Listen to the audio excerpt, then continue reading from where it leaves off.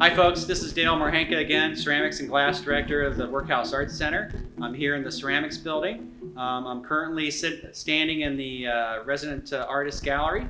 We're looking at an exhibit called Reform, and this is the exhibit that the resident artist in the ceramics program at the Workhouse put together for the NCCA Conference of 2020. It consists of work by Sarah Petty, Brian Groh, Christy Boltersdorf. We have Joan Ulrich behind me, Pameisenmann. Okay. We've got just a great setup here.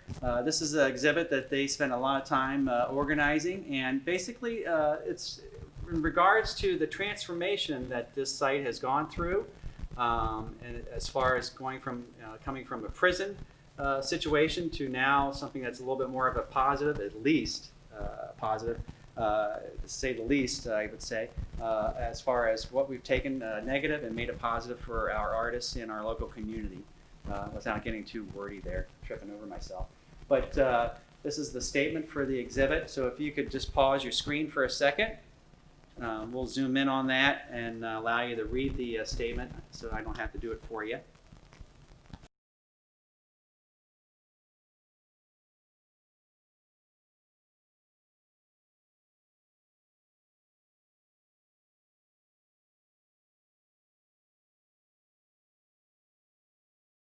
These are two works by Sarah Petty, and we'll zoom in on her statement of the works that she's presented for us here. And these are mixed media pieces.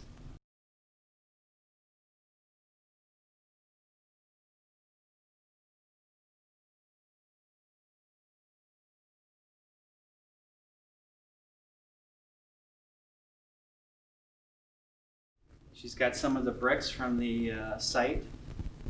This site was started in 1910. This is part of the progressive reform movement, as I may have mentioned earlier in the micro gallery exhibit feed that we provided. But she's got, these are terracotta flowers, and also porcelain and wire, brick, wood, and metal. These are works by Brian Groh. So you've got some sculptural vessels made here. You've got some that are fired in oxidation, some that are fired in a wood or a salt kiln, and or salt, because it could be both depending on where Brian's fired them. Forms dealing with mass, line, tension. Really nicely done forms. And around to the ones on the wall pedestals there, where he's incorporated some zinc and steel rods and perforated the clay form with that, and he fired those together, and those were fired in oxidation. So Brian is using stoneware. He's got some porcelain, some white stoneware, some terracotta. He's using a variety of materials to express his reaction of the theme here, dealing with transformation.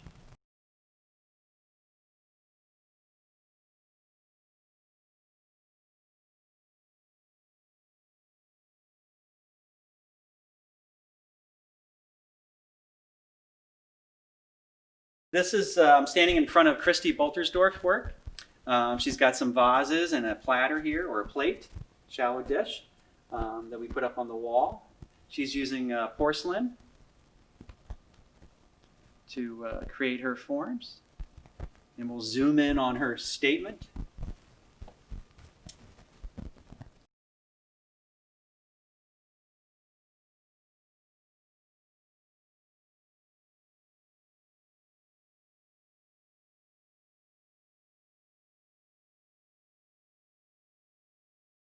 And then here's another platter by Christy up here.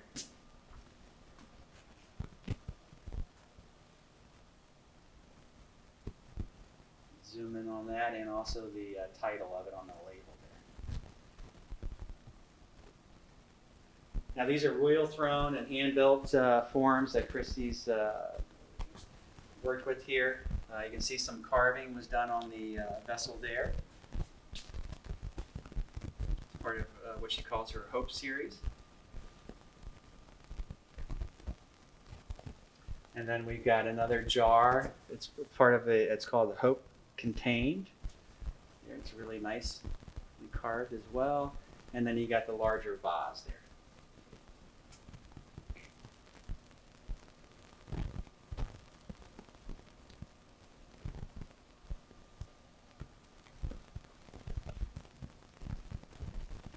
Okay, and then this form here is one by Kristen Mortius, and this is a mixed media form. She's got some dry botanical elements there. She's added some flowers, which are right here. Let's zoom in on that. That would be a ceramic flower that she made, using some wire to hang it. And those would have been added last. And we'll zoom in on her statement. A lot of Kristen's work deals with the transformation that occurs from an environmental standpoint due to man-made whether contamination or climate change.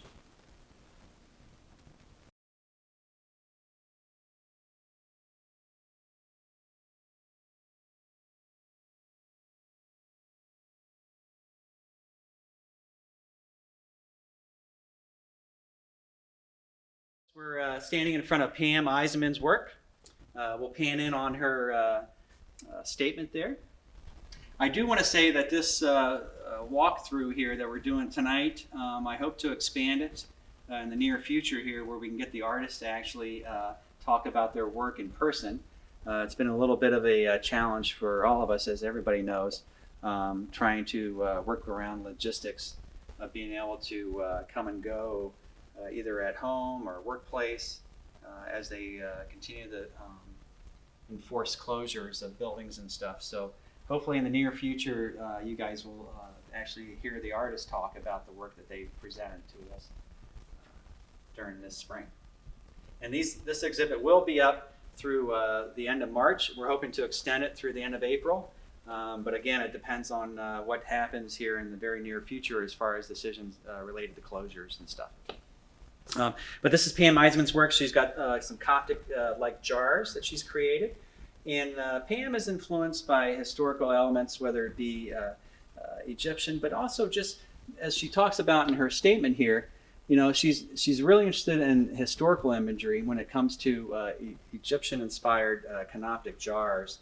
And she's been making a foray into that discussion and exploration more so lately than she has in the past couple of years. So it's really going to be interesting to see how far she's able to take these jars. But her work is fired in oxidation. She uses usually anywhere from cone 6 to cone 8. And she's using underglazes and overglazes to finish her pieces. So you'll see a variety of colors being used and surface treatments, depending on what it is she's trying to convey. To my left is work by Joan Ulrich. And this is really unusual for us in a lot of ways, in the sense that these are works that are not necessarily finished. These are works that Joan has taken and used as sketching elements, so to speak, where she's incorporated unfired clay to finish the form, and kind of like a sketch, physically using the clay to generate some ideas, or to think about rethinking the dialogue that she has with her forms and her body of work as she moves forward. So I think that's what's really interesting about this is kind of pushing the elements of what we may perceive as finished work. And then, the question is, what is considered finished work? And does it have to be fired? We see a lot of that going on today in ceramics, and it's a valid question. I think that we're in a medium where it's so many possibilities exist that we're always constantly challenging ourselves and questioning our that general question as to what is finished, what is considered finished.